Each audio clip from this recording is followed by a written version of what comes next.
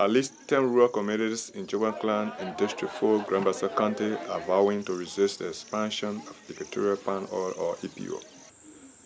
The community's concession area stretches across 159,000 hectares of land in Bassa, Riverside, and Sano. Affected communities in the 3 counties, including those in this clan, did not have a say in the 2008 agreement with EPO. Anthony McLean is the assistant town chief of Nome, one of the towns leading the resistance.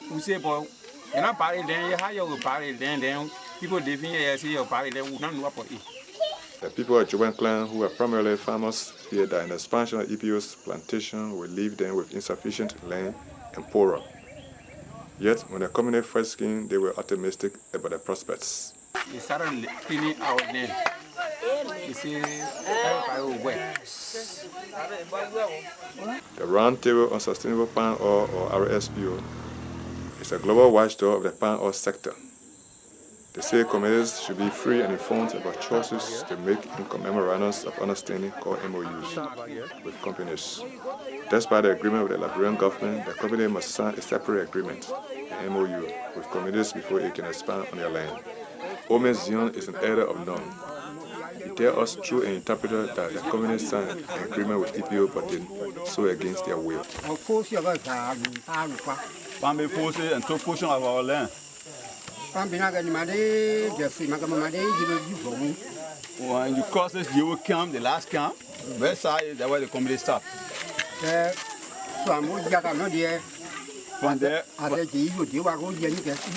coming here, you know, and were coming in up on Efforts to contact EPO management for their side have been unsuccessful. The EPO's RSPO compliance officer, Patrick Jala, did not return calls. This is not the first time EPO and communities in Joegban Clan have clashed. In 2013, an attempt by the company to expand into the clan led to a riot. Land acquisition in Liberia for industrial agriculture is not a new phenomenon.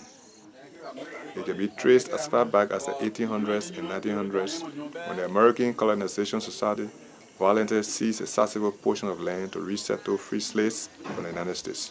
Then in 1926, Firestone Rubber Plantation arrived and signed a 99-year concession agreement for 1 million acres of land without the consent of local communities.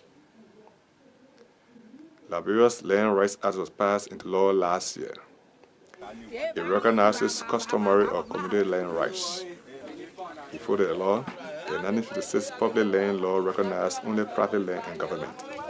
Save My Future Foundation is a member of the civil society organization Oil Palm Working Group and supports rural communities in meeting their challenges to own land. It is advocating for a regulator in the agriculture sector. Andrew Topa is a program manager. We indicated that a specific government agency should be set up to oversee this. The process. And you recommended Ministry of Agriculture. Not everyone supports the establishment of an agriculture sector. Dr. Emmanuel Ure is a country representative for Landisa, an international non-governmental organization working on land policy. It's a good idea, but I became a little bit cynical about Liberian government creating institutions and no results. What is LACRA? LACRA is another one, right? Agricultural producer, I don't know, it's an acronym, but there's another regulator right now in existence that are functioning. I think it's called LACRA. It's not an agricultural, it's a regulatory body. Is it possible to strengthen their capacity? LACRA is the Liberia Agricultural Commodity Regulatory Authority. Since October 26, all efforts to get a statement or interview from the Ministry of Agriculture have been unsuccessful. This reporter was denied an interview with officials of the ministry on 3 occasions. Regulator or no regulator, non-town and none of its neighbors say they are not going to sign an agreement with EPO to expand its plantation on their land. Like 6 years ago, tension brews in Joegban Clan. We tell them, see, they play here, enough for our one.